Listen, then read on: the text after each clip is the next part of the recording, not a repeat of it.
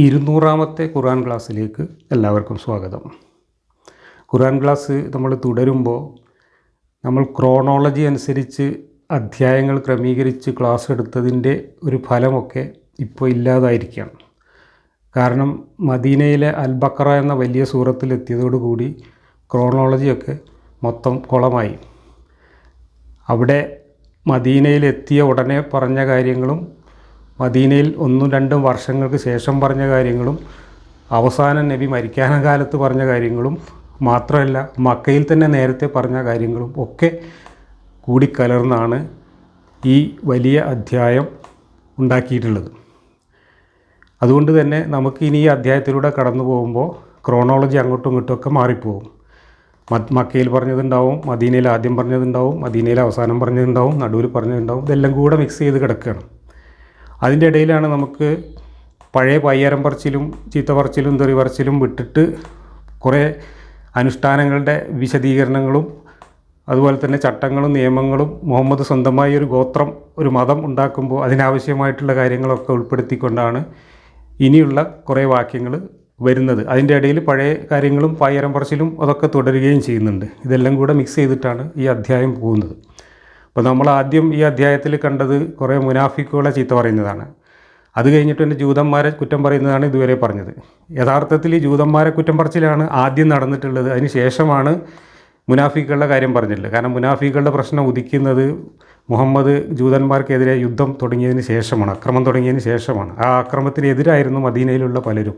പ്രത്യേകിച്ച് അവരുടെ ഗോത്രത്തലവനായിരുന്ന അബ്ദുല്ലാ ഇബ്നു ഉബയ്യൊക്കെ ജൂതന്മാരെ വെറുതെ ആക്രമിക്കുന്നതിന് മുഹമ്മദിനെ എതിർത്തിട്ടുണ്ട്. അപ്പോഴാണ് അവരെയൊക്കെ മുനാഫിക്കുകൾ എന്ന് പറഞ്ഞിട്ട് ചീത്ത പറയാൻ തുടങ്ങിയത്. അതൊക്കെയാണ് നമ്മൾ ആദ്യം വായിച്ചത്. അത് കഴിഞ്ഞിട്ട് ജൂതന്മാരെ കുറ്റം പറഞ്ഞ് ജൂതന്മാർക്കെതിരെയുള്ള അക്രമത്തിന് അറബികളെ ഈ മദീനക്കാരെ ഉൾപ്പെടെ പാകപ്പെടുത്തുന്ന കുറേ കുറ്റം പറച്ചിലുകളാണ് ഇതുവരെ പറഞ്ഞത്. അതിൻ്റെ ഇടയിൽ കുറേ നിയമങ്ങളും ചട്ടങ്ങളൊക്കെ കടന്നു വരുന്നുണ്ട്. അതൊക്കെ പിന്നീട് ഓരോ സന്ദർഭത്തിൽ പറഞ്ഞതാണ്.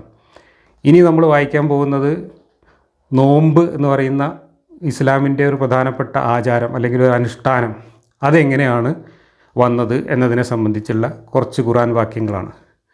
അത് വലിയ കോമഡിയാണ്. കാരണം നോമ്പിനെക്കുറിച്ചുള്ള ആദ്യം പറഞ്ഞ കാര്യങ്ങൾ, പിന്നെ അത് മാറ്റി പറഞ്ഞ കാര്യങ്ങൾ, അത് കഴിഞ്ഞിട്ട് അവസാനം പറഞ്ഞ കാര്യങ്ങൾ, ഇതിങ്ങനെ പറഞ്ഞു പോകുന്നതിൻ്റെ ഇടയിൽ ഇത് ഒന്നുമായിട്ട് ബന്ധമില്ലാത്ത വേറെ ചില കാര്യങ്ങൾ ആപ്പ് തിരികുന്നത് പോലെ ഇതിൻ്റെ ഇടയിൽ തിരികിയതും നമുക്ക് കാണാം. അപ്പോൾ ഒരു ക്രമവും ഇല്ലാതെ എവിടുന്നൊക്കെയോ വാരിക്കൂട്ടിയ സാധനങ്ങൾ വ്യവസ്ഥയും വെള്ളിയാഴ്ചയും ഒന്നുമില്ലാതെ ഒരു പുസ്തകം തയ്യാറാക്കിയതാണ് ഈ ഖുർആൻ എന്നാണ് ഞാൻ പല പ്രാവശ്യം പറഞ്ഞിട്ടുള്ളത്. അത് വീണ്ടും ഞാനിവിടെ ആവർത്തിക്കുകയാണ്. ഈ ആവർത്തിക്കേണ്ടി വരുന്നത് നമുക്കിതിങ്ങനെ തുടർന്ന് പോകുമ്പോൾ നമ്മുടെ ഫോളോ ചെയ്യുന്ന ആളുകൾക്ക് ഈ കാര്യങ്ങൾ കൃത്യമായിട്ട് മനസ്സിലാവേണ്ടതിനും ഇടയ്ക്ക് വെച്ചിട്ട് നമ്മുടെ ക്ലാസ്സിൽ കയറുന്ന ആളുകളുണ്ട്. ഇതുവരെയുള്ള ക്ലാസ്സുകളൊന്നും കേൾക്കാതെ ഇടയ്ക്ക് ഏതെങ്കിലും ഒരു ക്ലാസ് കേൾക്കുന്ന വിശ്വാസികളുണ്ടാവും. അപ്പോൾ അങ്ങനെയുള്ള ആളുകൾക്കൊക്കെ വേണ്ടിയിട്ടാണ് നമ്മൾ മുമ്പ് പറഞ്ഞ കാര്യങ്ങൾ വീണ്ടും ആവർത്തിക്കുന്നത്. ആവർത്തനം തുടർന്നു പോരുന്ന ആളുകൾക്ക്, നമ്മുടെ ക്ലാസ് തുടർന്ന് കേട്ടുകൊണ്ടിരിക്കുന്ന ആളുകൾക്ക് വിരസത ഉണ്ടാക്കുന്നു എന്നുള്ളത് സത്യമാണ്. പലരും അങ്ങനെ ഒരു പരാതി പറഞ്ഞിട്ടുണ്ട്. അതിൻ്റെ കാരണങ്ങളിൽ ഒന്നാണ് ഞാൻ പറഞ്ഞത്. വേറെയും കാരണങ്ങളുണ്ട്. കാരണം ഈ ഖുർആനിനെ കുറിച്ച് ക്ലാസ് എടുക്കുമ്പോൾ ആവർത്തനമില്ലാതെ നമുക്ക് പറയാൻ കഴിയില്ല. കാരണം ഖുർആനിൽ വെറും ആവർത്തനങ്ങളാണുള്ളത്. ആ ആവർത്തനങ്ങൾ നമ്മൾ തുടർച്ചയായിട്ട് വായിച്ചു പോകുമ്പോൾ നമുക്കും അതിനെക്കുറിച്ച് പറയാനുള്ള കാര്യങ്ങൾ ആവർത്തിക്കേണ്ടി വരുന്നു.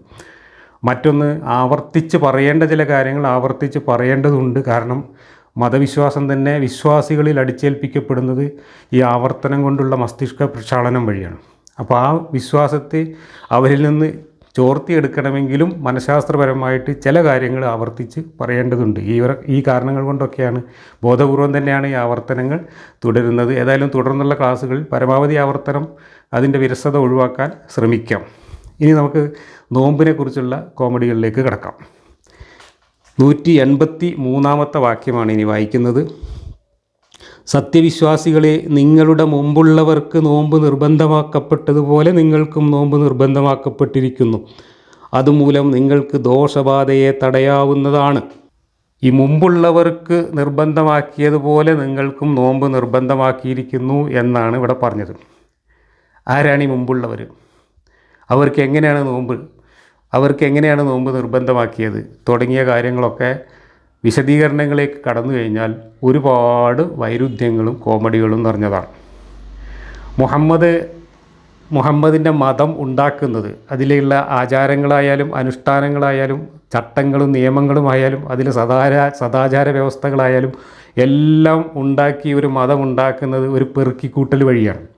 എവിടുന്ന് പെറുക്കുന്നു? മുഹമ്മദിന് ചുറ്റുപാടുള്ള മറ്റു ഗോത്രങ്ങളിൽ നിന്ന്, മുഹമ്മദ് തന്നെ ജീവിച്ചിരുന്ന ജാഹിലിയ എന്ന് മുഹമ്മദ് വിശേഷിപ്പിച്ച ആ ഗോത്രത്തിൽ നിന്ന്, അവിടെ പരിസരത്തുണ്ടായിരുന്ന ജൂതഗോത്രങ്ങളിൽ നിന്ന്, മജൂസികളുടെ മതനിയമങ്ങളിൽ നിന്ന്, സഹാബികളുടെ സദാചാരത്തിൽ നിന്ന്, അങ്ങനെ ആ അറേബ്യയിലും പരിസരത്തും മുഹമ്മദിന് പരിചയമുണ്ടായിരുന്ന വിവിധ ജനവിഭാഗങ്ങളിൽ നിലവിലുണ്ടായിരുന്ന ആചാരങ്ങളും അനുഷ്ഠാനങ്ങളും അവരുടെ കഥകളും അവരുടെ വിശ്വാസങ്ങളും ഒക്കെ തന്നെ പെറുക്കി കൂട്ടിയിട്ട് മുഹമ്മദിൻ്റേതായ ഒരു അവിയലുണ്ടാക്കിയതാണ് യഥാർത്ഥത്തിൽ ഇസ്ലാം എന്ന് പറയുന്ന മതം.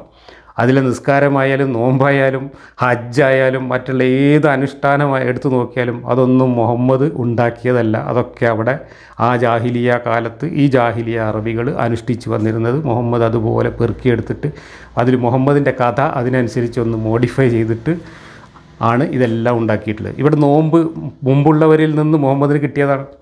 എങ്ങനെയാണ് നോമ്പ് മുമ്പുള്ളവരിൽ നിന്ന് മുഹമ്മദിന് കിട്ടിയത് എന്നുള്ളത് അതിൻ്റെ വിശദാംശങ്ങളിൽ തഫ്സീറുകളിലും ഹദീസുകളിലും ഉണ്ട്. അതിൽ പറയുന്നത് കുറേ ജാഹിലിയ മുശിരിക്കുകളുടെ, അതായത് മക്കയിലുണ്ടായിരുന്ന മുഹമ്മദിൻ്റെ സ്വന്തം ഗോത്രത്തിൽ നോമ്പുണ്ടായിരുന്നു. ആ നോമ്പ് മുഹമ്മദ് പെറുക്കിയെടുത്തു. ആദ്യം അത് പെറുക്കിയെടുത്തിട്ട് ഇസ്ലാമിൻ്റെ ഭാഗമാക്കി. അതിനെക്കുറിച്ച് ഒരഭിപ്രായം പറയുന്നത് എല്ലാ മാസത്തിലും 3 ദിവസം വീതം, അങ്ങനെയാണ് മുഹമ്മദ് ആദ്യം നോമ്പ് പറഞ്ഞത്. അപ്പോൾ ഒരു കൊല്ലത്തിലെ ഈ 12 മാസത്തിൽ ഓരോ മാസത്തിൽ നിന്നും 3 വീത ദിവസങ്ങൾ നോമ്പ് അനുഷ്ഠിക്കുക എന്നായിരുന്നു മുഹമ്മദ് ആദ്യം പറഞ്ഞത്. അത് അന്നത്തെ മക്കയിലെ ജാഹിലികളുടെ, അതല്ലെങ്കിൽ ആ പരിസര പ്രദേശത്തുണ്ടായിരുന്ന വേറെ ഏതോ വിഭാഗത്തിൻ്റെ നോമ്പും സമ്പ്രദായമാണ്. അത് പെറുക്കി ഇവിടെ കൂട്ടി. അതിനുശേഷം മക്കയിലെ ഈ മുശ്രിക്കുകളുടെ ഇടയിൽ തന്നെ അശുറ എന്ന് പറയുന്ന മുഹറം മാസത്തിലെ ഒരു നോമ്പുണ്ടായിരുന്നു, കുറച്ച് ദിവസം. മുഹറം മാസത്തിലെ നോമ്പ് മുഹമ്മദ് ഇസ്ലാമിൻ്റെ ഭാഗമാക്കി. അത് പെറുക്കിയെടുത്തത് മുശ്രിക്കുകളുടെ നോമ്പ് എന്ന നിലക്കാണ്. പക്ഷേ പിന്നീട് മുഹമ്മദ് ജൂതന്മാരുടെ ഇടയിലും ഈ അശുറ നോമ്പുണ്ട് എന്ന് കേട്ടു. ഒരിക്കൽ ജൂതന്മാരോട് അങ്ങോട്ട് ചോദിച്ചറിഞ്ഞതാണ്. അപ്പോൾ മുഹമ്മദ് ഓരോരുത്തരുടെ അടുത്തും പോയിട്ട് നിങ്ങളെങ്ങനെയാണ് നോമ്പ് വെക്കുന്നത്, എത്ര ദിവസം നോമ്പ് വെക്കുന്നത്, എന്തൊക്കെയാണ് നിങ്ങളുടെ നോമ്പിൻ്റെ രീതികൾ എന്നിങ്ങനെ ചോദിച്ച് നടക്കുകയാണ്. അത് മജൂസികളുടെ അടുത്ത് പോയി ചോദിക്കുന്നുണ്ട്, ജൂതന്മാരുടെ അടുത്ത് പോയി ചോദിക്കുന്നുണ്ട്, മറ്റവരുടെ അടുത്ത് പോയി ചോദിക്കുന്നുണ്ട്, എല്ലായിടത്തും. പിന്നെ മുഹമ്മദ് പരിചയമുള്ള സ്വന്തം ഗോത്രത്തിൽ എങ്ങനെയാണെന്നുള്ളത് മുഹമ്മദ് നേരിട്ട് നല്ല പരിചയമുണ്ട്. അപ്പോൾ മറ്റുള്ളവരോടൊക്കെ ചോദിച്ചിട്ട് അവരുടേത് ഇങ്ങനെ ചോർത്തിയിട്ട് അതിൽ മുഹമ്മദ് പറഞ്ഞ കഥ എങ്ങനെയെങ്കിലും തിരികെ ചേർക്കാൻ പറ്റുന്നതാണെങ്കിൽ ആ കഥ ആയിട്ട് കൂട്ടി ഇണക്കിയിട്ട് മുഹമ്മദ് അതിങ്ങോട്ട് എടുക്കും. എന്നിട്ട് അത് ഇസ്ലാമിൻ്റെ ആചാരമായിട്ട് മാറും. ജൂതന്മാർ ഈ മുഹറം മാസത്തിൽ നോമ്പെടുക്കുന്നുണ്ടായിരുന്നു. അപ്പോൾ ഒരിക്കൽ ജൂതന്മാരുടെ ഒരു സംഘം മുഹമ്മദിൻ്റെ അടുത്ത് വന്നപ്പോൾ മുഹമ്മദ് അവരോട് ചോദിച്ചു, നിങ്ങൾ എന്തിനാണ് ഈ അശുറ നോമ്പ് നോക്കുന്നത്, എന്താണ് നിങ്ങളുടെ അതിൻ്റെ പിന്നിലുള്ള കഥ, ഐതിഹ്യം എന്ന് ചോദിച്ചു. അപ്പോൾ അവർ മോശയുടെ കഥയുമായി ബന്ധപ്പെട്ട് മോശ ഫറവോനുമായിട്ടുള്ള പോരാട്ടത്തിൽ വിജയിച്ച ഒരു ദിവസത്തെയാണ് ഞങ്ങൾ ഇങ്ങനെ അശൂറ നോമ്പായിട്ട് ആചരിക്കുന്നത് എന്ന് പറഞ്ഞപ്പോൾ മുഹമ്മദ് എക്സൈറ്റഡ് ആയിട്ട് പറഞ്ഞു, അങ്ങനെയാണെങ്കിൽ അത് നിങ്ങളെ മാത്രമല്ല അത് നമുക്കും ബാധകമാണ് എന്ന് പറഞ്ഞിട്ട് അതിങ്ങോട്ട് എടുത്തു. അതെടുത്തിട്ട് ആശുറ നോമ്പ് മുസ്ലിങ്ങൾക്ക് നിർബന്ധമാണ് എന്ന് പറഞ്ഞിട്ട് ആയത്തിറക്കിക്കൊണ്ട് അത് ഇസ്ലാമിൻ്റെ ഭാഗമാക്കി. അങ്ങനെ ഘട്ടം ഘട്ടമായിട്ട് അവിടുന്ന് ഇവിടുന്ന് ചോദിച്ചറിഞ്ഞ് പെറുക്കി കൂട്ടി മുഹമ്മദ് പല രീതിയിലുള്ള നോമ്പുകൾ ആദ്യം ഇങ്ങനെ നടപ്പിലാക്കി. പിന്നീട് അതൊക്കെ മാറ്റിയിട്ട് ഏറ്റവും അവസാനമാണ് ഈ റമദാൻ മാസത്തിൽ 1 മാസം നീണ്ടു നിൽക്കുന്ന നോമ്പ് എന്നിട്ടുള്ള ആശയം മുഹമ്മദിൻ്റെ മനസ്സിൽ വരുന്നത്. അങ്ങനെ ആ ആശയം വന്നപ്പോൾ മുഹമ്മദ് അത് നിർബന്ധമാക്കുകയും ആദ്യം പറഞ്ഞതൊക്കെ ക്യാൻസൽ ചെയ്യുകയും ചെയ്തു. ക്യാൻസൽ ചെയ്തത് വേണമെങ്കിൽ നോമ്പെടുക്കാം, ഇല്ലെങ്കിൽ നിർബന്ധമില്ല എന്ന് പറഞ്ഞുകൊണ്ട് ഈ അശുറ നോമ്പിനെയും മറ്റു നോമ്പിനെയും ഒക്കെ മുഹമ്മദ് സുന്നത്തിൻ്റെ ഗണത്തിലേക്കോ അല്ലെങ്കിൽ കൂലി കുറഞ്ഞ അനുഷ്ഠാനത്തിൻ്റെ ഗണത്തിലേക്കോ മാറ്റിയിട്ട് നിർബന്ധ ചടങ്ങായിട്ട് ഈ റമദാൻ മാസത്തിൽ നോമ്പ് കൊണ്ടുവരികയാണ് ചെയ്യുന്നത്. ഇവിടെ നിങ്ങൾ ആലോചിക്കുക, ഇത് ഒരു നോമ്പിൻ്റെയും നിസ്കാരത്തിൻ്റെയും ഹജ്ജിൻ്റെയും മാത്രം കാര്യമല്ല, സദാചാര നിയമങ്ങൾ, ശിക്ഷാ നിയമങ്ങൾ തുടങ്ങിയ എല്ലാ കാര്യങ്ങളിലും മുഹമ്മദ് ഇത് തന്നെയാണ് ചെയ്തിട്ടുള്ളത്. ആദ്യം ഒന്ന് പറയും, പിന്നെ അത് കുറച്ച് കാലം നടക്കുമ്പോൾ അതിൻ്റെ പ്രായോഗിക ബുദ്ധിമുട്ട് മനസ്സിലാക്കും, അപ്പോൾ അത് ക്യാൻസൽ ചെയ്യും. എന്നിട്ട് അവിടെയും ഇവിടെയൊക്കെ അന്വേഷിച്ച് നടന്നിട്ട് അതിനെക്കാളും മെച്ചപ്പെട്ട എന്താണുള്ളത് നോക്കും. അതിനെ മെച്ചപ്പെട്ട ഒരെണ്ണം കാണുമ്പോൾ അതുകൊണ്ടൊന്ന് ഇറക്കിയിട്ട് മറ്റേത് ക്യാൻസലാണെന്ന് പറയും. ഇങ്ങനെയാണ് സകല സാധനങ്ങളും ഉണ്ടാക്കിയിട്ടുള്ളത്. ഇസ്ലാം എന്ന് പറയുന്ന സാധനം ഇങ്ങനെ ട്രയൽ ആൻഡ് എറർ മെത്തേഡിലൂടെ മുഹമ്മദിൻ്റെ മനസ്സിൽ രൂപപ്പെട്ട ആശയങ്ങളുടെ ഒരു സമാഹാരം മാത്രമാണ്. ഇവിടെ ആലോചിക്കേണ്ട ഒരു കാര്യം, ഒരു പ്രപഞ്ച സൃഷ്ടാവായ ദൈവം ഇതൊക്കെ മുൻകൂട്ടി പ്ലാൻ ചെയ്ത് ഒരു കിതാബിൽ അവിടെ റെഡിയാക്കി വെച്ചിട്ട് ആ കിതാബ് ഒന്നാനാകാശത്തേക്ക് ഇറക്കി വെച്ചിട്ട് അവിടുന്ന് ജിബ്രീൽ പോയി കൊണ്ടുവന്നതാണ് ഇത് എന്നൊക്കെ പറയുന്ന തള്ളുണ്ടല്ലോ, ആ തള്ളും ഈ ചരിത്ര യാഥാർത്ഥ്യങ്ങളുമായിട്ട് യുക്തിപരമായി ഒരു നിലക്കും പൊരുത്തപ്പെടില്ല. അങ്ങനെ മുൻകൂട്ടി പ്ലാൻ ചെയ്ത് തയ്യാറാക്കിയ ഒരു പടച്ചോൻ്റെ കിതാബാണ് ഇത് എങ്കിൽ ഇവിടെ ആവശ്യമില്ലാത്തതൊക്കെ ആദ്യം പറയുകയും പിന്നെ അത് ക്യാൻസൽ ചെയ്ത് അതിനേക്കാളും മെച്ചപ്പെട്ടത് വേറെ പറയുകയൊന്നും ചെയ്യേണ്ട കാര്യമില്ല. നോമ്പ് എങ്ങനെയാണോ ആദ്യം തന്നെ ഈ റമദാൻ മാസത്തിലെ 30 ദിവസം നോമ്പ് വെൽക്കുക, അത് ഇന്ന രീതിയിൽ എന്ന് ആദ്യം തന്നെ അങ്ങോട്ട് പറഞ്ഞാൽ ഇസ്ലാം തുടങ്ങുമ്പോൾ തന്നെ അതങ്ങ് തുടങ്ങിയാൽ മതി. പിന്നെ എന്തിനാണ് മറ്റവരുടെ യൂതന്മാരുടെ എടുക്കാൻ പോയത്, എന്തിനാണ് മുശ്രിക്കുകളുടെ എടുക്കാൻ പോയത്, എന്തിനാണ് മറ്റവരുടെ എടുക്കാൻ പോയത്? അതും അവരോടൊക്കെ പോയി ചോദിച്ചിട്ട് നിങ്ങൾ എങ്ങനെയാണിത് ചെയ്യുന്നത്, നിങ്ങൾ എത്ര ദിവസമാണിത് ചെയ്യുന്നത്, എന്താണ് അതിൻ്റെ പിന്നിലുള്ള ഐതിഹ്യം, ഇതൊക്കെ ചോദിച്ചറിഞ്ഞിട്ട് കൊണ്ടുവന്നിട്ട് ഫിറ്റ് ചെയ്യുമ്പോൾ എന്താണ് നമ്മൾ മനസ്സിലാക്കേണ്ടത്? പടച്ചോൻ അവിടുന്ന് കേട്ട് ഇറക്കിയതാണെന്ന് മനസ്സിലാക്കണോ, അതോ മുഹമ്മദിന് തൻ്റെ ചുറ്റുപാടുകളിൽ നിന്ന് തോന്നിയ കാര്യങ്ങൾ പെറുക്കിയെടുത്തിട്ട് മുഹമ്മദ് ആസൂത്രണം ചെയ്ത് ഉണ്ടാക്കിയൊരു സാധനമാണ് എന്ന് മനസ്സിലാക്കണോ? ദൈവമാണിത് ഉണ്ടാക്കിയതെങ്കിൽ ഇങ്ങനെ ഒരു ട്രയൽ ആൻഡ് എറർ മെത്തേഡിൻ്റെ യാതൊരു ആവശ്യമില്ല. ഇവിടെ മോശപ്പെട്ടത് ആദ്യം ഇറക്കിയിട്ട് രണ്ടാമത് മെച്ചപ്പെടുത്തേണ്ട കാര്യമില്ല. ഘട്ടം ഘട്ടമായിട്ട് ഇതൊന്നും കൊണ്ടുവന്ന് ഫിറ്റ് ചെയ്യേണ്ട ഒരു കാര്യമില്ല. നോമ്പിൻ്റെ കാര്യത്തിൽ ഇനിയും വരുന്നുണ്ട് ഒരുപാട് കോമഡികൾ. ഞാനിപ്പോൾ ഈ പറഞ്ഞ കാര്യങ്ങളുടെ ഒക്കെ കൃത്യമായ തെളിവുകൾ എൻ്റെ കയ്യിലുണ്ട്. ഹദീസുകളുണ്ട്, തഫ്സീറുകളുണ്ട്, എല്ലാം ഉണ്ട്. അപ്പോൾ മുമ്പുള്ളവരുടെ നോമ്പ് എന്ന് പറഞ്ഞത്, ഇവിടെ പറഞ്ഞത് ജൂതന്മാരുടെ നോമ്പ് അതുപോലെ മുഹമ്മദ് പകർത്തി. അതുപോലെ പകർത്തിയപ്പോൾ ആ നോമ്പ് പ്രായോഗികമല്ല എന്ന് പിന്നീട് ബോധ്യപ്പെടുകയാണ് മുഹമ്മദിന്. അത് ബോധ്യപ്പെടുന്നതിൻ്റെയൊക്കെ പിന്നിൽ ഒരുപാട് കോമഡി കഥകളുണ്ട്. അതിലേക്ക് നമുക്ക് വരാം. അടുത്ത വാക്യം കൂടെ വായിക്കാം. അല്പ ദിവസങ്ങൾ മാത്രമാണ്, എന്നാൽ നിങ്ങൾ ആരെങ്കിലും രോഗിയോ യാത്രയിലോ ആയാൽ മറ്റു ദിവസങ്ങളിൽ എണ്ണം. അതിന് കഴിയാത്തവർ ഒരു ദരിദ്രന് ആഹാരം കൊടുക്കുക എന്നത് കടമയാകുന്നു. ആരെങ്കിലും സ്വമേധയാ നന്മ ചെയ്താൽ അത് അവന് ഏറ്റവും നല്ലതാണ്. അറിയുന്നവരാണെങ്കിൽ നിങ്ങൾ നോമ്പ് നോൽക്കുന്നതാണ് ഉത്തമം. ഇവിടെ വാചക ഘടനയിൽ ഒരുപാട് ഭാഷാപരമായ അപൂർണതകളും അപര്യാപ്തതകളുണ്ട്. അതെല്ലാം ബ്രാക്കറ്റ് ഇട്ട് വാചകം പൂർത്തിയാക്കിയിട്ടാണ് ഈ പരിഭാഷകർ നമ്മുടെ മുമ്പിൽ എത്തിച്ചിട്ടുള്ളത്. ഞാൻ വായിക്കുന്നത് സുന്നി തഫ്സീറിൽ നിന്നാണ്. ഞാൻ സ്ക്രീനിൽ കാണിക്കുന്നത് മുജാഹിദ് പരിഭാഷയാണ്. ആ മുജാഹിദ് പരിഭാഷയും ഈ സുന്നി പരിഭാഷയും തമ്മിൽ വ്യത്യാസമുണ്ട്. ഇവിടെ നോമ്പ് എടുക്കാൻ കഴിയാത്തവർ പ്രായശ്ചിത്തമായി ഒരു ദരിദ്രന് ആഹാരം കൊടുക്കുക എന്നാണ് സുന്നി തഫ്സീറിലെ പരിഭാഷ. എന്നാൽ നോമ്പെടുക്കാൻ കഴിയുന്നവർ എന്നാണ് മറ്റു പല പരിഭാഷകളിലുള്ളത്. നേരെ വിപരീതമാണ് പറഞ്ഞിട്ടുള്ളത്. അപ്പോൾ നോമ്പെടുക്കാൻ കഴിയുന്നവരാണോ ദരിദ്രന് ഭക്ഷണം കൊടുക്കേണ്ടത്, അതോ നോമ്പെടുക്കാൻ കഴിയാത്തവരാണോ ഭക്ഷണം കൊടുക്കേണ്ടത് എന്ന കാര്യം തന്നെ മുഫസ്സിറുകൾക്കിടയിലും പണ്ഡിതന്മാർക്കിടയിലും തർക്ക വിഷയമാണ്. അതിലേക്കും ഞാൻ വരാം. ഇവിടെ ബ്രാക്കറ്റ് ഇട്ടിട്ടാണ് ഇതിനൊക്കെ പൂർണ്ണത കൊടുത്തിട്ടുള്ളത്. ഞാൻ ബ്രാക്കറ്റ് സഹിതം ഒന്നുകൂടെ വായിക്കാം.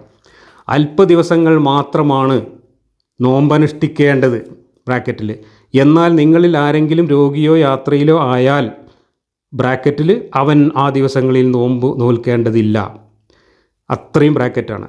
മറ്റു ദിവസങ്ങളിൽ എണ്ണം അത്രയേ ഉള്ളൂ. അതിന് ബ്രാക്കറ്റിൽ പൂർത്തിയാക്കണം. അതിനുശേഷം അതിന്, അതായത് നോമ്പിന് കഴിയാത്തവർ പ്രായശ്ചിത്തം ഒരു ദരിദ്രന് ആഹാരം കൊടുക്കുക എന്നത് കടമയാകുന്നു. ആരെങ്കിലും സ്വമേധയാ നന്മ ചെയ്താൽ അതവൻ ഏറ്റവും നല്ലതാണ്. അറിയുന്നവരാണെങ്കിൽ നിങ്ങൾക്ക് നോമ്പ് നോൽക്കുന്നതാണ് ഉത്തമം. ഇത് ആദ്യം പറഞ്ഞ നിങ്ങൾ മുമ്പുള്ളവർക്ക് നിർബന്ധമാക്കിയതുപോലെ നോമ്പനുഷ്ഠിക്കുക എന്ന പറഞ്ഞ വാചകവും ഈ വാചകവും അവതരിക്കുന്ന കാലഘട്ടം ഒരുപാട് വ്യത്യാസമുണ്ട് എന്നാണ് ഇതിൻ്റെ വ്യാഖ്യാനങ്ങളിൽ നിന്ന് മനസ്സിലാവുന്നത്.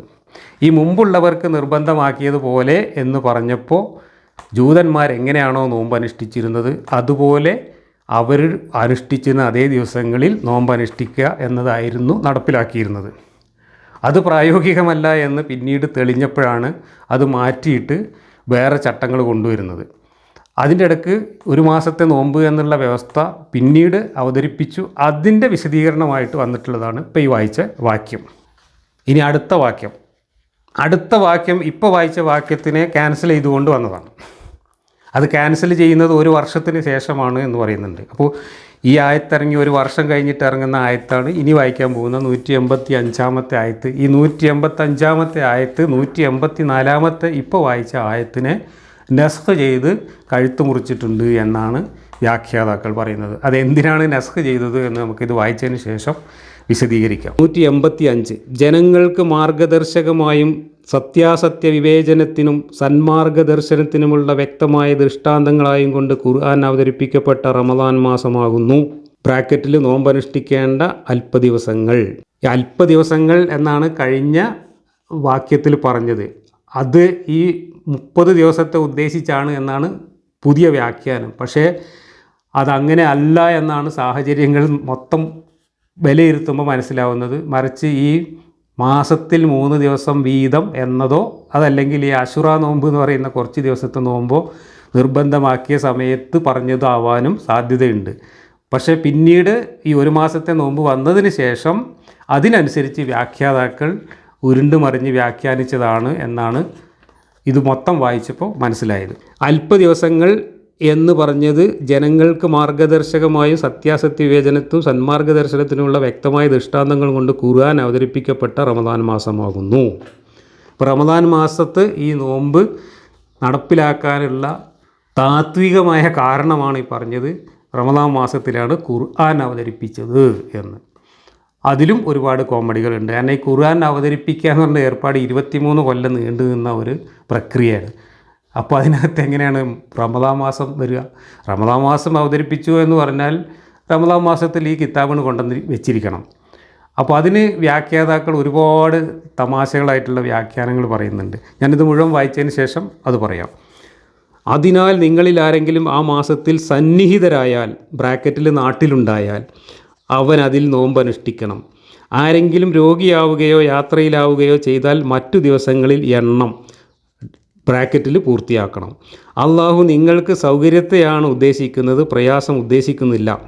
ബ്രാക്കറ്റിൽ ഇങ്ങനെയെല്ലാം നിശ്ചയിച്ചത് നിങ്ങൾ എണ്ണം പൂർത്തിയാക്കുവാനും നിങ്ങളുടെ നേർമാർഗത്തിലാക്കിയതിന് അള്ളാഹുവിൻ്റെ മഹത്വം പ്രകീർത്തനം ചെയ്യുവാനും അവനോട് നിങ്ങൾ നന്ദി കാണിക്കുവാനുമാകുന്നു. അപ്പോൾ നോമ്പ് റമദാൻ മാസത്തിലാക്കിയതിൻ്റെ കാരണം റമദാൻ മാസത്തിലാണ് ഖുർആൻ അവതരിപ്പിച്ചത്. ഇനി എന്തിനാണ് ഈ നോമ്പ് നോക്കാൻ പറഞ്ഞത്? നിങ്ങളെ നേർമാർഗത്തിലാക്കിയതിന് അള്ളാഹുവിൻ്റെ മഹത്വം പ്രകീർത്തനം ചെയ്യുവാനും അവനോട് നന്ദി കാണിക്കുവാനുമാകുന്നു. അതല്ലാതെ ഇന്നത്തെ വ്യാഖ്യാതാക്കൾ പറയുന്നത് പോലെ ആരോഗ്യശാസ്ത്രം നോമ്പ് നോറ്റിട്ട് ആരോഗ്യം ഉണ്ടാക്കാനും മറ്റുള്ളവരുടെ പട്ടിണി മനസ്സിലാക്കാനും ഇതൊന്നുമല്ല. അതൊക്കെ ഇന്ന് കണ്ടുപിടിച്ച വ്യാഖ്യാനമാണ്. അള്ളാഹ് പറയുന്ന വ്യാഖ്യാനം എന്തിനാണ്? അള്ളാഹുവിനോട് നന്ദി കാണിക്കാൻ. എന്തിനാണ് നന്ദി കാണിക്കുന്നത്? നമ്മളെ നേർമാർഗത്തിലാക്കി നമുക്ക് ഖുർആൻ അയച്ചു തന്നു. അതിന് അള്ളാഹുവിനോടുള്ള നന്ദി കാണിക്കാൻ വേണ്ടിയിട്ടും അള്ളാഹുവിൻ്റെ മഹത്വം ഇങ്ങനെ പ്രകീർത്തനം ചെയ്യാൻ വേണ്ടിയിട്ടും അള്ളാഹു ഏർപ്പാടാക്കിയതാണ് ഈ നോൽമ്പ് എന്നാണ് ഖുർആനിൽ പറയുന്നത്. അല്ലാതെ അവിടെ ആരോഗ്യശാസ്ത്രം പറയുന്നില്ല, പട്ടിണി മനസ്സിലാക്കൽ പറയുന്നില്ല, ഇന്ന് തള്ളിമറിക്കുന്ന വ്യാഖ്യാനങ്ങളൊന്നും ഇവിടെ പറയുന്നില്ല. ഇനി യാത്രക്കാർ നോൻപ് നോൽക്കേണ്ടതില്ല എന്ന് പറയുന്നുണ്ട്, രോഗികൾ നോൻപ് നോൽക്കേണ്ടതില്ല എന്ന് പറയുന്നുണ്ട്. നേരത്തെ 184 അങ്ങനെ നോമ്പ് നോൽക്കാൻ കഴിയാത്തവർ ആണോ അതോ നോൻപ് നോൽക്കാൻ കഴിഞ്ഞിട്ടും അതിന് മടിയുള്ളവരാണോ അവർക്ക് ഒരു സെക്കൻഡ് ഓപ്ഷനാണ് വെച്ചിട്ടുള്ളത്. ഒരാൾക്ക് ഒരു മിസ്കീന് ഭക്ഷണം കൊടുക്കുക എന്നതാണ്. അപ്പോൾ നിങ്ങൾ ഒരു ദിവസം ഒരു നോമ്പ് നോൽക്കുകയോ അല്ലെങ്കിൽ ഒരു മിസ്കീന് ഭക്ഷണം കൊടുത്ത് അതിന് പകരം കോമ്പൻസേറ്റ് ചെയ്യുകയോ ചെയ്താൽ മതി എന്നാണ് ആദ്യം പറഞ്ഞത്. അപ്പോൾ മിസ്കീന് ഭക്ഷണം കൊടുക്കാൻ കഴിയുന്നവർ, അത്യാവശ്യം വീട്ടിൽ കാശുള്ളവന് നോൻപ് നോൽക്കേണ്ട ആവശ്യമില്ല. ഓന് 30 ദിവസം ഓരോ മിസ്കീനെ വിളിച്ചിട്ട് ഭക്ഷണം കൊടുത്താൽ മതി. അതല്ലെങ്കിൽ ഒരു ദിവസം 30 മിസ്കീന്മാരെ ഒന്നിച്ച് വിളിച്ചിട്ട് ഒരു കൂട്ടസദ്യ വിളമ്പിയാലും നോമ്പിൻ്റെ മാസത്തെ നോമ്പ് കോമ്പൻസേറ്റായി. പിന്നെ അയാൾക്ക് നോമ്പ് നോക്കേണ്ടത് കാര്യമില്ല. ഇതാണ് 184 പറഞ്ഞത്. അങ്ങനെ പറഞ്ഞപ്പോൾ ഒരുപാട് ആൾക്കാർ ഈ ഒരു സൂത്രം പ്രയോഗിച്ചു. എന്തിനാ വെറുതെ പട്ടിണി കിടന്ന് കഷ്ടപ്പെടുന്നു? ഒരു മിസ്കീനെ വിളിച്ചിട്ട് ലേശം അരി എന്തെങ്കിലും കൊടുത്താൽ മതിയല്ലോ. ഒരു മുദ്ദ് കൊടുക്കുക എന്നാണ് പറഞ്ഞത്. ഒരു മുദ്ദ് എന്ന് പറഞ്ഞാൽ 2 പോങ്ങ, ഇങ്ങനെ 2 പിടി അരി എടുത്തു കൊടുത്താൽ പ്രശ്നം തീർന്നു. അപ്പോൾ ഒരു മിസ്കീനെ വിളിച്ച് 2 പിടി അരി കൊടുക്കുന്നതാണോ, ഒരു ദിവസം പകൽ മുഴുവൻ പട്ടിണി കിടന്ന് വെള്ളം കുടിക്കാതിരിക്കുന്നതാണോ ഭേദം എന്ന് ആലോചിച്ചപ്പോൾ ഇത് മിസ്കീന് കൊടുക്കലാണ് ഭേദം എന്ന് കണക്കാക്കി.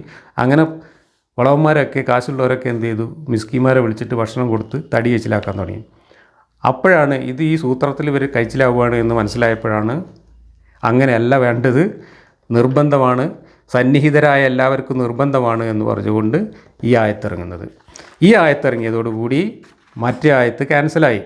ഏത് ഈ മിസ്കീന് ഭക്ഷണം കൊടുത്ത് തടി കഴിച്ചിലാക്കാം എന്നുള്ള ആയത്തിനെ ക്യാൻസൽ ചെയ്തുകൊണ്ടാണ് ഈ നിർബന്ധമാണ് നോമ്പ് എന്ന് പറയുന്ന ഈ ആയത്ത് വന്നത് എന്നാണ് പറയുന്നത്. ഇതിൻ്റെ ഈ രണ്ടായത്തുകളുടെയും ഇടയിൽ അവതരണത്തിന് ഒരു വർഷത്തെ ഇടവേള ഉണ്ടായിരുന്നു എന്നും പറയുന്നുണ്ട്. അപ്പോൾ ഒരു കൊല്ലം ആൾക്കാരിങ്ങനെ മിസ്കീന് ഭക്ഷണം കൊടുത്തിട്ട് തടി കഴിച്ചിലാക്കി.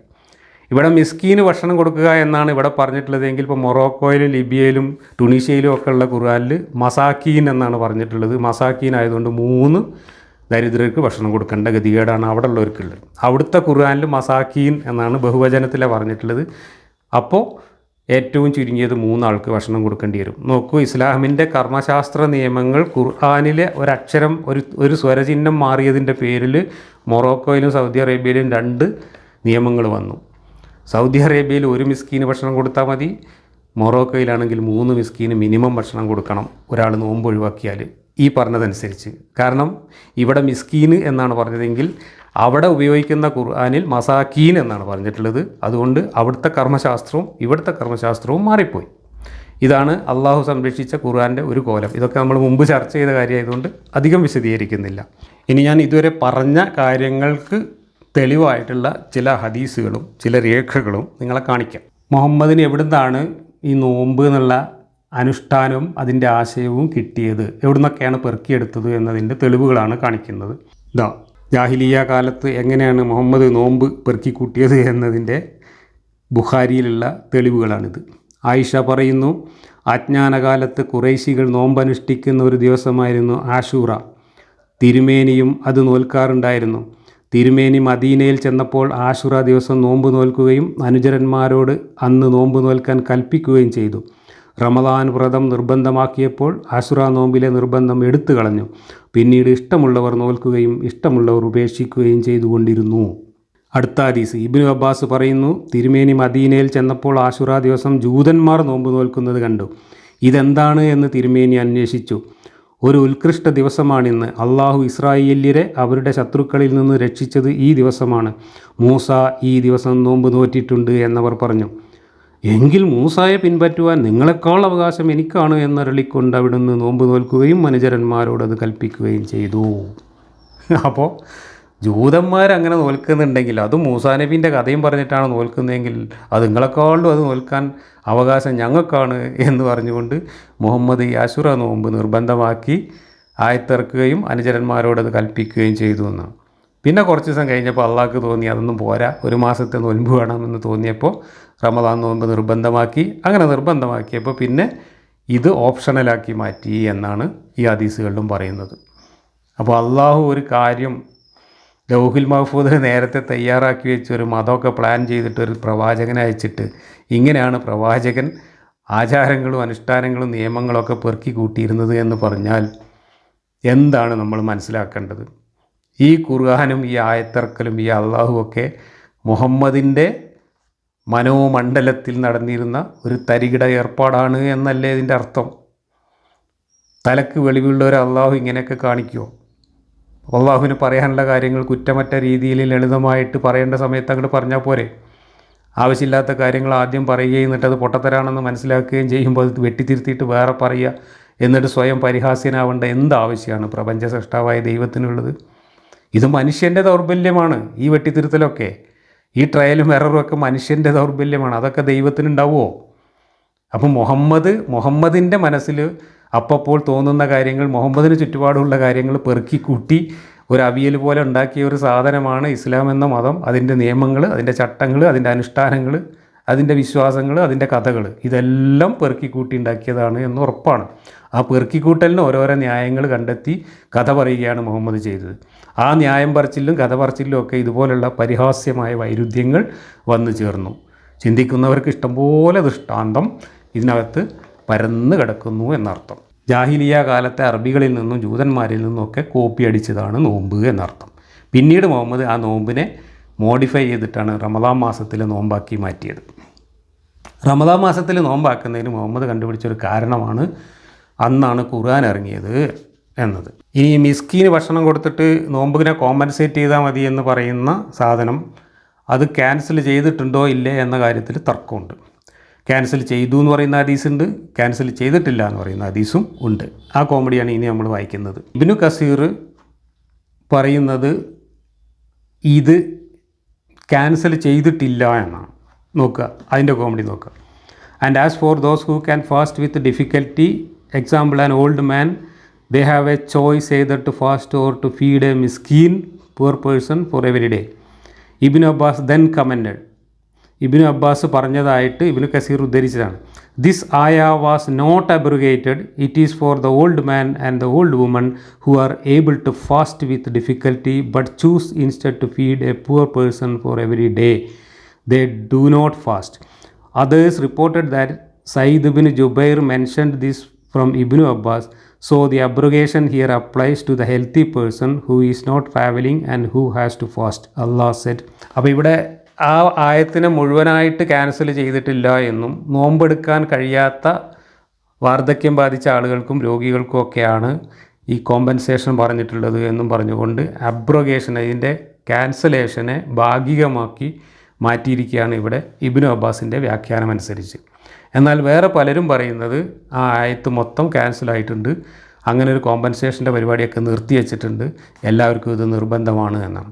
അവിടെ തന്നെ നോമ്പെടുക്കാൻ കഴിയുന്നവർക്ക് എന്നാണോ നോമ്പെടുക്കാൻ കഴിയാത്തവർക്ക് എന്നാണോ ആ ആയത്തിൽ ഉദ്ദേശിച്ച അർത്ഥം എന്ന കാര്യത്തിൽ പോലും തർക്കമുണ്ട്. ചിലർ കഴിയുന്നവർക്ക് എന്നാണ് ട്രാൻസ്ലേറ്റ് ചെയ്തിരിക്കുന്നത്, ചിലർ കഴിയാത്തവർക്ക് എന്നാണ് ട്രാൻസ്ലേറ്റ് ചെയ്തിരിക്കുന്നത്. അപ്പോൾ നോമ്പെടുക്കാൻ കഴിയുന്ന ഒരാളാണ് നോമ്പെടുക്കുന്നില്ല എങ്കിൽ കോമ്പൻസേറ്റ് ചെയ്യേണ്ടത് എന്നാണ് ഒരു വിഭാഗം ആൾക്കാർ പറയുന്നത്.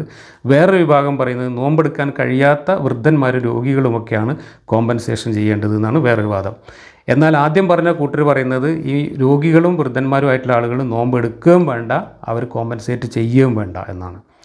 എന്നാൽ വേറൊരു വിഭാഗം പറയുന്നത് അങ്ങനെയുള്ളവരാണ് കോമ്പൻസേറ്റ് ചെയ്യേണ്ടത്, ആരോഗ്യമുള്ളവർ നോമ്പ് നിർബന്ധമാണ്, അങ്ങനെയാണ് രണ്ടാമത്തെ ആയത്തിൽ വന്നിട്ടുള്ളത്. അപ്പോൾ ഇതിനെക്കുറിച്ചൊന്നും യാതൊരു വ്യക്തതയില്ല. ഓരോരുത്തർക്കും വായി തോന്നിയ മാതിരി ഓരോരുത്തർ വ്യാഖ്യാനിക്കുക, എന്നിട്ട് അതനുസരിച്ച് നിയമങ്ങൾ ഉണ്ടാക്കുക, അതനുസരിച്ച് 2-3 മദ്ഹബുകൾ, വ്യത്യസ്ത മദ്ഹബുകൾ വ്യത്യസ്തമായിട്ടുള്ള ചട്ടങ്ങളും നിയമങ്ങളും കർമ്മശാസ്ത്രങ്ങളും പറഞ്ഞുകൊണ്ട് തർക്കിക്കുകയും ചെയ്യുക. ഇതാണ് അവസ്ഥ. ഒരു കാര്യവും മനുഷ്യന് മര്യാദക്ക് മനസ്സിലാവുന്ന രീതിയിൽ നേരെ ചൊവ്വേ വ്യവസ്ഥയും വെള്ളിയാഴ്ചയോടുകൂടി പറഞ്ഞിട്ടില്ല. ഒരിക്കൽ പറഞ്ഞത് തിരുത്തി വേറൊന്ന് പറയുക. അപ്പോൾ തിരുത്തിയത് ഏതാണ് എന്ന കാര്യത്തിൽ പോലും വ്യക്തതയില്ലാതെ ഈ 2 തിരുത്തപ്പെട്ടോ തിരുത്തിയോ എന്ന കാര്യത്തിൽ പോലും തർക്കിച്ചു കൊണ്ടിരിക്കുക. ഇതൊക്കെയാണ് പടച്ചോൻ്റെ പുസ്തകത്തിൻ്റെ അവസ്ഥ. ഇനി ഇബ്നു കസീർ തന്നെ ഉദ്ധരിച്ചതാണ് ഈ കാണുന്നത്. It is better for him and that you fast in better for you later the ആയ.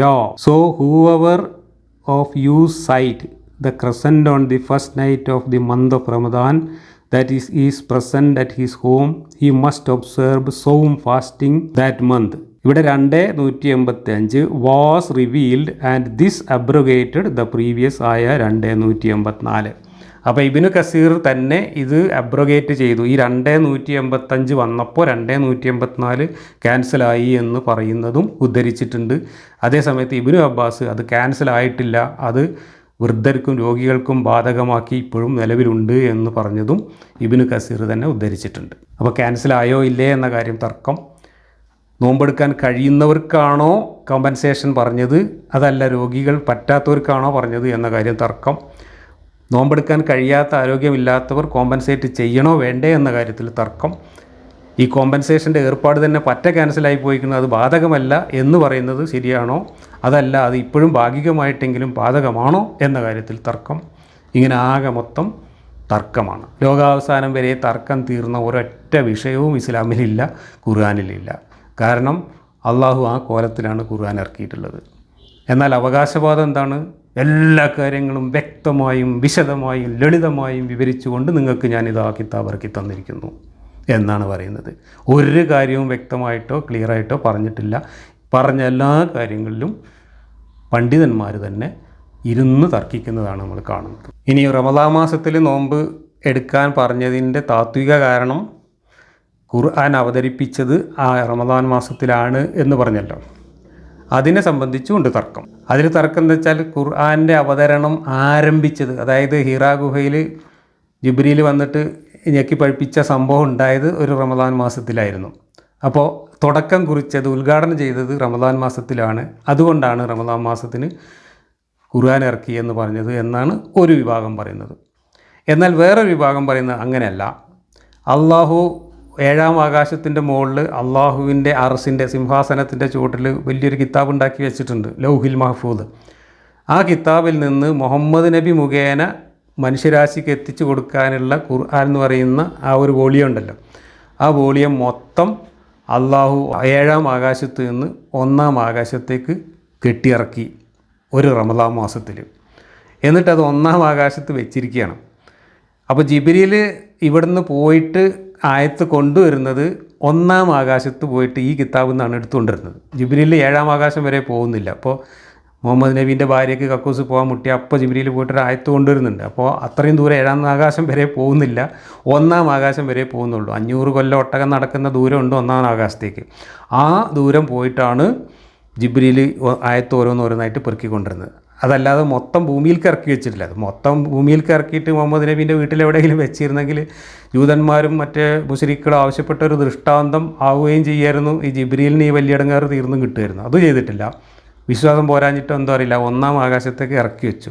ആ ഒന്നാം ആകാശത്തേക്ക് ഇറക്കി വെച്ചത് ഒരു റമദാൻ മാസത്തിലാണ്. അതാണ് റമദാൻ മാസത്തിൻ്റെ പ്രാധാന്യം എന്നാണ് വേറൊരു വ്യാഖ്യാനം. അപ്പോൾ തുടക്കം കുറിച്ചതോ അതല്ല ഒന്നാം ആകാശത്തേക്ക് ഇറക്കിയതോ എന്ന കാര്യത്തിലും തർക്കമുണ്ട്. ഈ റമദാൻ മാസത്തിൽ ഖുർആൻ അവതരിപ്പിച്ചു എന്ന് പറഞ്ഞത് എന്തർത്ഥത്തിലാണ് എന്ന് ഇപ്പോഴും വ്യക്തമല്ല. ഇപ്പോൾ നോമ്പിൻ്റെ കാര്യമാണ് ഇപ്പോൾ ഈ 2 ആയത്തുകളിൽ നമ്മൾ പറഞ്ഞത്. ഇനി നോമ്പിൻ്റെ കാര്യം തന്നെയാണ് അടുത്ത ആയത്തുകളിലും പറയുന്നത്. പക്ഷേ അതിൻ്റെ ഇടയിൽ 186-ാമത്തെ ആയത്ത് ഇതിൻ്റെ ഇടയിൽ ആപ്പ് തിരികും പോലെ വേറൊരു സാധനം കൊണ്ടുവന്ന് തിരികെ വെച്ചിട്ടുണ്ട്. അത് നോമ്പുമായിട്ടോ അല്ലെങ്കിൽ വേറെ പറയുന്ന വിഷയങ്ങളുമായിട്ടോ ഒന്നും ഒരു ബന്ധവുമില്ലാത്ത വേറെ എന്തോ ഒരു കാര്യമാണ്. അത് കഴിഞ്ഞിട്ട് വീണ്ടും നോമ്പിലേക്ക് ചാടുകയാണ്. അപ്പോൾ നോമ്പിൻ്റെ കാര്യം പറഞ്ഞ് തീരുന്നതിന് മുമ്പ് ഇടയിൽ എന്തിനാണ് ഇങ്ങനെ ഒരു ആപ്പ് കൊണ്ടുവന്ന് വെച്ചത് എന്ന് അള്ളാഹു ആയാലും. ഇതാണ് ഖുർആനിൻ്റെ അവസ്ഥ. ഞാൻ ആ വാക്യം വായിക്കാം. 186.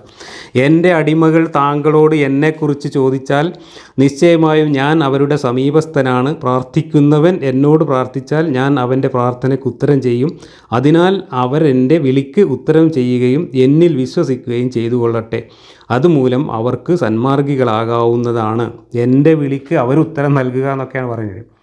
മനുഷ്യരെ അള്ളാഹു ഇങ്ങോട്ട് വിളിക്കുക, മനുഷ്യർ ഉത്തരം നൽകുക. നേരെ തിരിച്ച് ചെയ്യുന്നതിന് പകരം അങ്ങനെയുണ്ട്.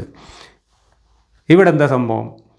ഇത് വേറെ ഏതോ ഒരു സന്ദർഭത്തിൽ വേറെന്തോ കാര്യം പറഞ്ഞതാണ്. ഇതിൻ്റെ സന്ദർഭം പറയുന്നത് ബദർ യുദ്ധത്തിൻ്റെ ഒക്കെ സന്ദർഭമാണ്. ബദർ യുദ്ധത്തിൻ്റെ സന്ദർഭത്തിലോ അതോ ഇനി വേറെ ഏതോ യുദ്ധത്തിൻ്റെ സന്ദർഭത്തിലോ കുറച്ച് ആൾക്കാർ ഒരു മലേൻ്റെ മുകളിൽ കയറി നിന്നിട്ട് ഉറക്കെ അള്ളാഹുവിനോട് പ്രാർത്ഥിച്ചു എന്നാണ്. ആ ഉറക്കെ പ്രാർത്ഥിക്കുന്നത് കേട്ടപ്പോൾ മുഹമ്മദിന് അത് അത്ര പിടിച്ചില്ല. അപ്പോൾ അവർ ഇറങ്ങി വന്നിട്ട് അവരിറങ്ങി വരുമ്പോൾ മുഹമ്മദ് അവരോട് പറഞ്ഞതാണിത്. അപ്പോൾ ഈ നോൽമ്പിൻ്റെ ആയത്തിറങ്ങുന്ന ആ ഒരു സന്ദർഭത്തിലൊന്നുമല്ല, പിന്നീട് എത്രയോ വർഷങ്ങൾക്ക് ശേഷം വേറെ ഏതോ ഒരു സന്ദർഭത്തിൽ പറഞ്ഞ ഒരു കാര്യമാണ് ഈ നോമ്പിൻ്റെ കഥ പറഞ്ഞു തീരുന്നതിന് മുമ്പ് അതിൻ്റെ ഇടയിൽ കൊണ്ടുവന്ന് തിരികിയിട്ടുള്ളത് എന്നർത്ഥം. ഇതിന് ഒരുപാട് സന്ദർഭം പറയുന്നുണ്ട്. ഒരു സന്ദർഭമാണ് ഇപ്പോൾ ഞാൻ പറഞ്ഞത്. യുദ്ധത്തിൻ്റെ സമയത്ത് ആരോ കുന്നിൻ്റെ മുകളിൽ കയറിയിട്ട് കുറേ ആൾക്കാർ ഉറക്കനെ വിളിച്ച് അള്ളാഹിനോട് പ്രാർത്ഥിച്ചു. അപ്പോഴാണ് അങ്ങനെ ഉറക്കനെ പ്രാർത്ഥിക്കൊന്നും വേണ്ട, സമീപത്ത് തന്നെ അള്ളാഹു ഉണ്ട്, അള്ളാഹുവിനോട് മെല്ലെ പറഞ്ഞാലും കേൾക്കും എന്ന് പറഞ്ഞുകൊണ്ട് മുഹമ്മദ് ഈ ആയത്തിറക്കിയത് എന്നാണ് ഒരു വ്യാഖ്യാനം. മറ്റൊരു വ്യാഖ്യാനം ജൂതന്മാർ വന്നിട്ട് ഈ അള്ളാഹു എവിടെയാണുള്ളത്, എത്ര അടുത്താണ് എത്ര ദൂരെയാണുള്ളത് എന്ന് ചോദിച്ചു. അള്ളാഹുവിനോട് ഇങ്ങനെ മെല്ലെ പ്രാർത്ഥിച്ചാൽ കേൾക്കുമോ, ഉറക്കെ പ്രാർത്ഥിച്ചാൽ അല്ലേ കേൾക്കുള്ളൂ എന്നൊക്കെ ആക്കാൻ വേണ്ടി ജൂതന്മാർ വന്ന് ചോദിച്ചപ്പോൾ അതിന് മറുപടിയായിട്ട് പറഞ്ഞതാണ് എന്നാണ് വേറെ ഒരു സബബുൻ നുസൂൽ പറയുന്നത്. ഒരു കൂട്ടം ആൾക്കാർ വന്നിട്ട് മുഹമ്മദിനോട് ഇങ്ങനെ ചോദിച്ചപ്പോഴാണ് ഇങ്ങനെ പറഞ്ഞത് എന്നാണ് വേറെ ഒരു വ്യാഖ്യാനം. ഒരു ജൂതം വന്ന് ചോദിച്ചപ്പോഴാണ് ഇങ്ങനെ പറഞ്ഞത് എന്നാണ് ഒരു വ്യാഖ്യാനം. ഇങ്ങനെ പലതരത്തിലുള്ള സബബുൻ നുസൂലും എഴുതി വെച്ചിട്ടുണ്ട് വ്യാഖ്യാതാക്കൾ. എന്തായാലും ഇത് ഈ നോമ്പിൻ്റെ കാര്യം പറയുന്നതിൻ്റെ ഇടയിൽ എന്തിനാണ് ഇങ്ങനെ ഒരു സാധനം കൊണ്ടുവന്ന് തിരികിയത് എന്നത് യാതൊരു കഥയില്ലാത്തൊരു കാര്യമാണ്. അപ്പോൾ ഖുർആൻ എങ്ങനെയാണ് ക്രോഡീകരിച്ചത് എന്നും എവിടുന്നൊക്കെ വാരിക്കൂട്ടിയിട്ട് ഒരു ക്രമവും ഇല്ലാതെ കൂട്ടി തുന്നിയിട്ട് ഒരു പുസ്തകമാക്കിയതാണ് എന്നും ഇതിൽ നിന്നൊക്കെ വ്യക്തമാണ്. ഒരു പുസ്തകം എങ്ങനെ ഉണ്ടാക്കിക്കൂടാ എന്നതിൻ്റെ ഏറ്റവും നല്ല ഉദാഹരണമാണ് ഖുർആൻ. ഒരു പുസ്തകം തയ്യാറാക്കുന്നതിൽ എത്രത്തോളം പിടിപ്പുകേടാവാം എന്നതിൻ്റെ ഉദാഹരണമാണ് ഈ ഖുർആൻ. ഇങ്ങനെ ഒരു പുസ്തകം ലോകത്ത് ആരെങ്കിലും ഉണ്ടാക്കുമോ? ഇപ്പോൾ ഈ പറഞ്ഞത് അള്ളാഹുവിന് മെല്ലെ പറഞ്ഞാലും ഉറക്കെ പറഞ്ഞാലും ഒക്കെ കേൾക്കും, അള്ളാഹു വളരെ അടുത്തുണ്ട് എന്നാണ്. ഇതിന് നേരെ വിരുദ്ധമായിട്ടുള്ള ആശയം ഹദീസിലുണ്ട്. ഇനി 187-ാമത്തെ ആയത്തിൽ വീണ്ടും നോമ്പിൻ്റെ കഥ തുടരുകയാണ്. 187. വ്രതരാത്രിയിൽ സ്വന്തം ഭാര്യമാരുമായി സംസർഗം ചെയ്യൽ നിങ്ങൾക്ക് അനുവദിക്കപ്പെട്ടിരിക്കുന്നു. അവർ നിങ്ങൾക്കും നിങ്ങൾ അവർക്കും വസ്ത്രമാകുന്നു. സ്വന്തത്തെ തന്നെ നിങ്ങൾ വഞ്ചിച്ചു കൊണ്ടിരിക്കുന്നുണ്ടെന്ന് അള്ളാഹു അറിഞ്ഞിട്ടുണ്ട്. അതിനാൽ അവൻ നിങ്ങളുടെ പശ്ചാത്താപം സ്വീകരിക്കുകയും മാപ്പു തരികയും ചെയ്തിരിക്കുന്നു. അതുകൊണ്ട് ഉഷസ്സാകുന്ന വെള്ളനൂൽ കറുപ്പു നൂലുമായി രാത്രിയുമായി വേർതിരിഞ്ഞ് വ്യക്തമാകുന്നതുവരെ മേലിൽ അവരുമായി ഭാര്യമാരുമായി സംസർഗം ചെയ്യുകയും അള്ളാഹു നിങ്ങൾക്ക് നിശ്ചയിച്ചത് കാംക്ഷിക്കുകയും തിന്നുകയും കുടിക്കുകയും ചെയ്തുകൊള്ളുക. ഇത് മറ്റൊരു കോമഡിയാണ്. മുമ്പുള്ളവർക്ക് അനുവദിച്ചതുപോലെ നിർബന്ധമാക്കിയതുപോലെ നിങ്ങൾക്ക് നോമ്പ് നിർബന്ധമാക്കി എന്ന് പറഞ്ഞപ്പോൾ ജൂതന്മാരുടെ നോമ്പ് അതുപോലെ അനുഷ്ഠിച്ചു വന്നു ആൾക്കാർ. അത് റമദാൻ മാസത്തിൽ നോമ്പും അങ്ങനെ തന്നെ അനുഷ്ഠിച്ചു വന്നത്. അതനുസരിച്ച് രാത്രിയിൽ ഇപ്പോൾ വൈകുന്നേരം നോമ്പ് തുറന്നു കഴിഞ്ഞാൽ, മഗ്‌രിബിൻ്റെ സമയത്ത് നോമ്പ് തുറന്നു കഴിഞ്ഞാൽ പിന്നെ ഇഷായുടെ സമയം വളരെ കുറഞ്ഞൊരു സമയം, 1 മണിക്കൂറിൻ്റെ ഗ്യാപ്പ് മാത്രമേ ഉള്ളൂ. ഇഷായുടെ സമയത്ത് അത്താഴം കഴിച്ച് കിടന്നുറങ്ങാം. പിന്നീട് രാവിലെയോ രാത്രിയോ ഭക്ഷണം കഴിക്കാനോ സെക്സിലേർപ്പെടാനോ ഒന്നും പാടില്ല. അപ്പോൾ ഒരു ദിവസത്തിലാകെ വളരെ കുറഞ്ഞ സമയം, ഈ നോമ്പ് തുറന്നിട്ട് ഇഷാ നമസ്കാരത്തിൻ്റെയും മഗ്‌രിബ് നമസ്കാരത്തിൻ്റെ ഇടയിലുള്ള വളരെ കുറഞ്ഞ 1 മണിക്കൂറോളം പോകുന്ന വളരെ കുറഞ്ഞ ഒരു സമയം മാത്രമേ ഭക്ഷണം കഴിക്കാനും സെക്സ് ചെയ്യാനും അതുപോലെ കാര്യങ്ങളൊക്കെ ചെയ്യാനും അനുവാദമുണ്ടായിരുന്നുള്ളൂ. മാത്രമല്ല, ജൂതന്മാർ അവരുടെ നോമ്പ് തീരുന്നത് വരെ രാത്രിയും പകലും ഇതൊന്നും ചെയ്യാൻ പാടില്ല എന്നായിരുന്നു അവരുടെ വിശ്വാസം. അതനുസരിച്ച് മുമ്പുള്ളവർക്ക് നിർബന്ധമാക്കിയതുപോലെ എന്ന് പറഞ്ഞതനുസരിച്ച് ഇങ്ങനെയാണ് മുസ്ലിങ്ങൾക്കും ആദ്യം നിർബന്ധമാക്കിയത്. അതനുസരിച്ച് മുസ്ലിങ്ങൾക്ക് ഭക്ഷണം കഴിക്കാൻ വളരെ കുറഞ്ഞ സമയം മാത്രമേ ഒരു ദിവസം കിട്ടിയിരുന്നുള്ളൂ.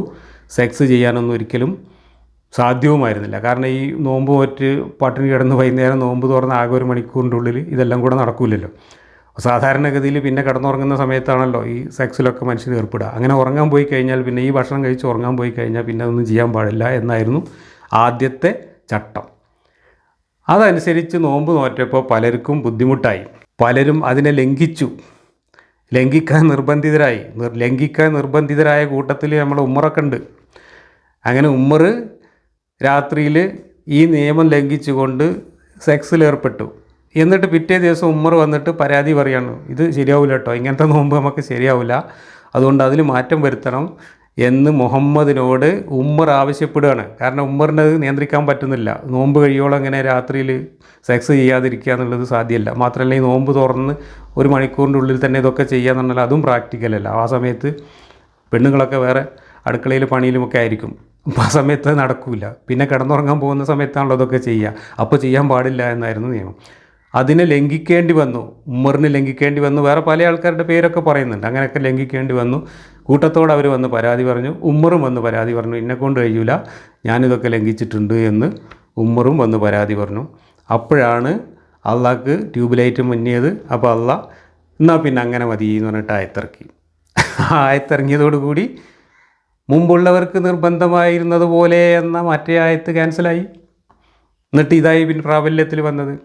അപ്പോൾ ഉമ്മറിനും കൂട്ടർക്കും ഇത് നടപ്പിലാക്കാൻ ബുദ്ധിമുട്ടാണ് എന്ന് വന്ന് നബിയോട് പറഞ്ഞപ്പോഴാണ് നബീൻ്റെ അള്ളാഹ്ക്ക് ട്യൂബ് ലൈറ്റ് പിന്നുന്നത് പ്രായോഗികമല്ലാത്ത കാര്യമാണ് ഞാൻ പറഞ്ഞത് എന്ന് അപ്പോഴാണ് അള്ളാഹ്ക്ക് മനസ്സിലാവുന്നത്. എന്നിട്ട് അള്ളാഹ് അത് വെട്ടിത്തിരുത്തിയിട്ട് എന്നാൽ പിന്നെ അങ്ങനെ ആയിക്കോട്ടെ എന്ന് പറഞ്ഞിട്ട് രാത്രി നേരം വെളുക്കോളാം നിങ്ങൾ സെക്സ് ചെയ്തോളൂ, ഭക്ഷണം കഴിച്ചോളൂ.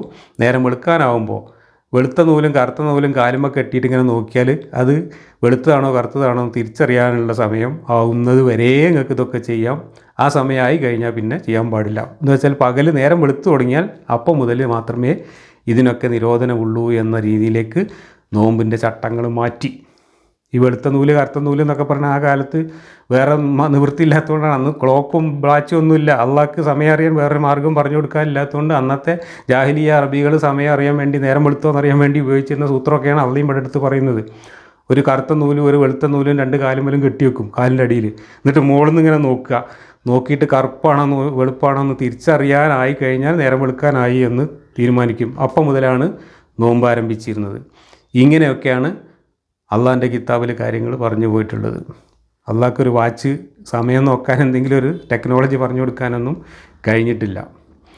ഇതനുസരിച്ച് ഇന്ന് യഥാർത്ഥത്തിൽ മുസ്ലിങ്ങൾ ഇന്ന് കറുത്ത നൂലും വെളുത്ത നൂലും കാലുമ കെട്ടിയിട്ടാണ് നോൽമ്പ് നോൽക്കാനും നിസ്കരിക്കാനൊക്കെ സമയം കണക്കാക്കേണ്ടത്. നബീൻ്റെ സുന്നത്തും അള്ളാഹ് പറഞ്ഞതൊക്കെ അനുസരിച്ചു ചെയ്യണമെങ്കിൽ. പക്ഷേ ഇന്ന് മുസ്ലിങ്ങൾ ആ കാര്യത്തിൽ വാച്ച് നോക്കുന്നു, കലണ്ടർ നോക്കുന്നു, കലണ്ടറിൽ നിസ്കാര സമയം കൃത്യമായിട്ട് രേഖപ്പെടുത്തുന്നു, നോമ്പ് തുറക്കേണ്ട സമയം നോമ്പ് തുടങ്ങേണ്ട സമയമൊക്കെ രേഖപ്പെടുത്തുന്നുണ്ട്. അതനുസരിച്ചാണെന്ന് കലണ്ടറിൽ നോക്കിയിട്ടും വാച്ചിൽ നോക്കിയിട്ടുമാണ് കാര്യങ്ങളൊക്കെ ചെയ്യുന്നത്. അതേ സമയത്ത് മാസം കാണുന്ന കാര്യത്തിലോ അപ്പോൾ കലണ്ടർ നോക്കാൻ പാടില്ല. അപ്പോൾ എന്നാണ് ചന്ദ്രൻ ഉദിക്കിയ ഓരോ പ്രദേശത്തും എന്നുള്ളത് ഇന്ന് കൃത്യമായി കണക്കാക്കിയിട്ട് അതും കലണ്ടറിൽ രേഖപ്പെടുത്തിയിട്ടുണ്ട്. അത് കലണ്ടറിൽ നോക്കിയിട്ട് ചെയ്യാൻ പാടില്ല, അതിപ്പോഴും മാസം കാണുക തന്നെ വേണം എന്ന പിടിവാശി അവിടെ ഉണ്ട്. ചില കാര്യങ്ങളിൽ അള്ള പറഞ്ഞതും നബി ചെയ്തതും അതുപോലെ അനുകരിക്കണം, എന്നാൽ എല്ലാ കാര്യങ്ങളിലും അതില്ല. ചില കാര്യങ്ങളിൽ അത് ഒഴിവാക്കിയിട്ട് ഇന്നത്തെ ടെക്നോളജിക്ക് അനുസരിച്ചും പോകുന്നുണ്ട്. ഇങ്ങനെയുള്ളൊരു ഇരട്ടത്താപ്പും വിശ്വാസികൾ തുടരുന്നുണ്ട്. വാഹിദിയുടെ തഫ്സീറിൽ ഈ ആയത്തിൻ്റെ സബബുൻ നുസൂലായിട്ട് ഉമ്മറിൻ്റെ കാര്യം കൃത്യമായിട്ട് പറഞ്ഞിട്ടുണ്ട്.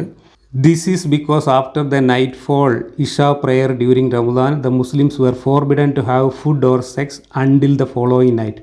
But some Muslims among whom were Umar bin Khattab complained to Allah's messenger about this, and so Allah revealed this verse. Umar bin Khattab also had sexual intercourse with his wife after he found her sleeping. He mentioned what had happened to the Prophet and the verse was revealed. അപ്പോൾ ഭാര്യ ഉറങ്ങിക്കിടക്കുമ്പോൾ വിളിച്ചുണർത്തിയിട്ട് Ummer sex ചെയ്തു. അപ്പോൾ ഉമ്മറിൻ്റെ നോൻപും പോയി, ഭാര്യയുടെ നോൻപും പോയി. കാരണം ആ സമയത്ത് ചെയ്യാൻ പാടില്ല, നോമ്പ് മുറിയും. അങ്ങനെയായിരുന്നു പണ്ട്. എന്നിട്ട് ഉമർ വന്നിട്ട് കംപ്ലയിൻ്റ് ചെയ്തു. അപ്പോഴാണ് അള്ളാഹു ആയത്തിറക്കിയിട്ട് ചട്ടങ്ങളിൽ ഇളവ് വരുത്തിയത് എന്നാണ് പറയുന്നത്. അതുപോലെ വേറൊരാൾ, അതും ഈ കഥയിൽ പറയുന്നുണ്ട്, വേറൊരാൾ നോമ്പ് തുറക്കാൻ വേണ്ടിയിട്ട് വന്നപ്പോൾ ഭാര്യനോട് എന്തെങ്കിലും ഭക്ഷണം കൊണ്ടുപോകാന്ന് പറഞ്ഞപ്പോൾ എന്നാൽ കുറച്ച് നേരം ഇരിക്കും, ഞാൻ ഉണ്ടാക്കട്ടെ എന്ന് പറഞ്ഞു. ഭാര്യ ഭക്ഷണം ഉണ്ടാക്കി കൊണ്ടുവരുമ്പോഴേക്ക് അയാൾ ഉറങ്ങിപ്പോയി. ഉറങ്ങിയ ആളെ പിന്നെ വിളിച്ചുണർത്തണ്ടെന്ന് വിചാരിച്ചിട്ട് ഭാര്യ മിണ്ടാതിരുന്ന് പിറ്റേന്ന് രാവിലെ എണീറ്റ് അയാൾ ഭക്ഷണമൊന്നും കഴിക്കാതെ അയാൾ നോമ്പ് പോറ്റു. അങ്ങനെ ഉച്ചയായപ്പോഴേക്കാൻ അയാൾ ബോധം കെട്ട് വീണു. അപ്പോൾ എല്ലാവരും കൂടെ വട്ടം കൂടി അയാളെ മുഖത്ത് വെള്ളം തെളിക്കുന്ന കണ്ടപ്പോൾ നബി വന്നിട്ട് എന്താ കാര്യം എന്ന് ചോദിച്ചു. അപ്പോൾ കാര്യം ഇങ്ങനെയാണെന്ന് പറഞ്ഞു. പിന്നെ ഭക്ഷണം കഴിക്കാൻ പാടില്ലല്ലോ. രാത്രി ഭാര്യ ഭക്ഷണം ഉണ്ടാക്കി വന്നപ്പോൾ അയാൾ കിടന്നുറങ്ങിയ സ്ഥിതിക്ക് ഭാര്യ പിന്നെ വിളിച്ചില്ല. അത് കാരണം പിന്നീട് ഭക്ഷണം കഴിക്കാതെ പിറ്റേന്ന് വീണ്ടും നോമ്പെടുത്തു. അങ്ങനെ 2 ദിവസം തുടർച്ചയായിട്ട് ഭക്ഷണം കഴിക്കാതെ നോമ്പെടുത്തപ്പോൾ ഉച്ചയായപ്പോഴേക്കും ഇയാൾ ബോധം കെട്ട് വീണു. ഈ കാര്യം മുഹമ്മദിനോട് പറഞ്ഞു എല്ലാവരും, ഇങ്ങനെയാണ് സംഭവം എന്നുള്ളത്. അത് പറഞ്ഞു. അതിൻ്റെ കൂടെ തന്നെ ഉമ്മറും കൂട്ടരും വന്നുകൊണ്ട് ഇത് ശരിയാവില്ല, രാത്രിയിൽ ഇങ്ങനെ സെക്സ് ചെയ്യാതിരിക്കുക എന്ന് പറഞ്ഞ 1 മാസം ഞങ്ങളെ കൊണ്ട് കഴിയൂല എന്ന് പറഞ്ഞു. ഞങ്ങളൊക്കെ അത് ലംഘിച്ചിട്ടുണ്ട് എന്ന് പറഞ്ഞു. അപ്പോൾ ഈ 2 കാര്യങ്ങളും കൂടെ കേട്ടപ്പോഴാണ് അള്ളാഹ്ക്ക് നേരം വെളുത്തത്. അപ്പോൾ അള്ളാഹ് പറഞ്ഞു, എന്നാൽ പിന്നെ അങ്ങനെ ആയിക്കോട്ടെ, രാത്രി നേരം വെളുക്കോളം നിങ്ങൾ സെക്സ് ചെയ്യുകയോ വെള്ളം കുടിക്കുകയോ ഭക്ഷണം കഴിക്കുകയോ എന്ത് വേണേലും ചെയ്തോ, നേരം വെളുക്കുമ്പോൾ മുതൽ വൈകുന്നേരം വരെ നോൻപ് പറ്റാൽ മതി എന്ന് അള്ളാഹു ആയത്തിറക്കി. ഇങ്ങനെയാണ് അള്ളാഹിൻ്റെ നോൻപ് ഫൈനലൈസ് ചെയ്യപ്പെടുന്നത്. ഇബ്നു കസീറിൻ്റെ തഫ്സീറിലും ഈ കഥ എഴുതി വെച്ചിട്ടുണ്ട്. Ali Ibn Abi Talha narrated that Ibn Abbas said during the month of Ramadan after Muslims would pray Isha they would not touch their women and food until the next night. Then some Muslims including Umar bin Khattab had sex with their wives and had some food during Ramadan after Isha. They complained to Allah's messenger. Then Allah sent down, Allah knows that you used to deceive yourself, so he told to you, accept your repentance and forgave you. അപ്പോൾ ഈ ആയത്തിൽ പറയുന്നത് നിങ്ങളെ കള്ളത്തരമൊക്കെ അള്ളാഹു അറിയുന്നുണ്ട് എന്നാണ്. അള്ളാഹു എങ്ങനെ അറിഞ്ഞത്? ഉമ്മർ വന്ന് പറഞ്ഞിട്ടാണ് അള്ളാഹു അറിഞ്ഞത്, അതിന് മുമ്പ് പറഞ്ഞിട്ടില്ല. ഇവിടെ പറയുന്നുണ്ട്, സ്വന്തത്തെ തന്നെ നിങ്ങൾ വഞ്ചിച്ചു കൊണ്ടിരിക്കുന്നുണ്ട് എന്ന് അള്ളാഹു അറിഞ്ഞിട്ടുണ്ട്, അതിനാൽ അവൻ നിങ്ങളുടെ പശ്ചാത്താപം സ്വീകരിക്കുകയും മാപ്പ് തരികയും ചെയ്തിരിക്കുന്നു. അള്ളാഹു എങ്ങനെ അറിഞ്ഞത്? ഈ നാട്ടുകാർ വന്നിട്ട് മുഹമ്മദിനോട് പറഞ്ഞപ്പോഴാണ് അറിഞ്ഞത്. ഉമ്മർ വന്നിട്ട് എനിക്കിങ്ങനെയൊക്കെ അബദ്ധം പറ്റിയിട്ടുണ്ട് എന്ന് മുഹമ്മദിനോട് പറഞ്ഞപ്പോഴാണ് അള്ളാഹു അറിഞ്ഞത്. അള്ളാഹുവിന് ഇതൊക്കെ നേരത്തെ അറിയാൻ പറ്റുമെങ്കിൽ അള്ളാഹു ആദ്യം മണ്ടത്തരമൊക്കെ പറഞ്ഞുകൊണ്ട് പിന്നെ തിരുത്താൻ നിൽക്കേണ്ട കാര്യമില്ലല്ലോ. ആദ്യം തന്നെ നോമ്പിൻ്റെ പോലെ എന്നതാണെന്നാണ് പറഞ്ഞാൽ പോലെയായിരുന്നു. അപ്പോൾ നാട്ടുകാർ വന്ന് കംപ്ലയിൻറ്റ് ചെയ്ത് ഇത് പ്രായോഗികമല്ല എന്ന് മുഹമ്മദിനെ ബോധ്യപ്പെടുത്തുമ്പോഴാണ് അള്ളാഹുവിന് ട്യൂബ് ലൈറ്റ് എത്തുന്നത് എന്നർത്ഥം. എന്നിട്ട് അള്ളാഹു പിന്നെ 8 കാലിമ മുന്നായിട്ട് പറയുകയാണ്, അതൊക്കെ ഞാൻ അറിഞ്ഞിങ്ങനെ ഇട്ടോ, നിങ്ങളെ തന്നെ വഞ്ചിക്കായിരുന്നു എന്നുള്ളതൊക്കെ ഞാൻ അറിഞ്ഞിങ്ങനെ ഇട്ടോ എന്ന്. എന്തൊരു കോമഡിയാണ് ഇതൊക്കെ. രാത്രി തിന്നുകയും കുടിക്കുകയും ചെയ്തു കൊള്ളുക, പിന്നെ രാത്രിയാകുന്നത് വരെ നോമ്പിനെ പൂർത്തിയാക്കുക. പള്ളികളിൽ ഉപാസകന്മാരായിരിക്കെ നിങ്ങൾ അവരുമായി സംസർഗം ചെയ്യരുത്. ഇത് അള്ളാഹു നിശ്ചയിച്ചിട്ടുള്ള പരിധിയാകുന്നു. അതിനാൽ അവയെ നിങ്ങൾ സമീപിക്കരുത്. ഇപ്രകാരം അള്ളാഹു തൻ്റെ ലക്ഷ്യങ്ങളെ ജനങ്ങൾക്ക് വെളിപ്പെടുത്തി കൊടുക്കുന്നു, അവർ ദോഷബാധയെ സൂക്ഷിക്കുന്നവരാകുവാൻ വേണ്ടി. ഈ പള്ളികളിൽ ഇത്തിക്കാഫ് ഇരിക്കുക എന്ന് പറഞ്ഞൊരു സമ്പ്രദായമുണ്ട്. അത് നോമ്പ് കാലത്താണ് അധികം ചെയ്യാറ്. രാത്രി മുഴുവൻ പള്ളിയിൽ പോയിട്ട് ഇങ്ങനെ ഭജന ഇരിക്കുക, അള്ളാഹുവിനെ പ്രകീർത്തിച്ചുകൊണ്ടിരിക്കുക. അങ്ങനെ ഇത്തിക്കാഫ് ഭജന ഇരിക്കുമ്പോൾ നിങ്ങൾ സെക്സ് ഒന്നും ചെയ്യാൻ പാടില്ല എന്ന് ഇവിടെ പറയുന്നുണ്ട്. എന്നാൽ നോമ്പ് നോറ്റാൽ നിങ്ങൾ രാത്രിയിൽ സെക്സ് ചെയ്യാം, പകൽ ചെയ്യാൻ പാടില്ല എന്നും ഇളവും കൊടുത്തിട്ടുണ്ട്. അതോടുകൂടി നോമ്പിൻ്റെ വിശദീകരണം ഇവിടെ കഴിഞ്ഞു. ഇനി അടുത്ത വാക്യം മറ്റൊരു യമണ്ടൻ കോമഡിയാണ്. അത് നമുക്ക് അടുത്ത ക്ലാസ്സിൽ ചർച്ച ചെയ്യാം.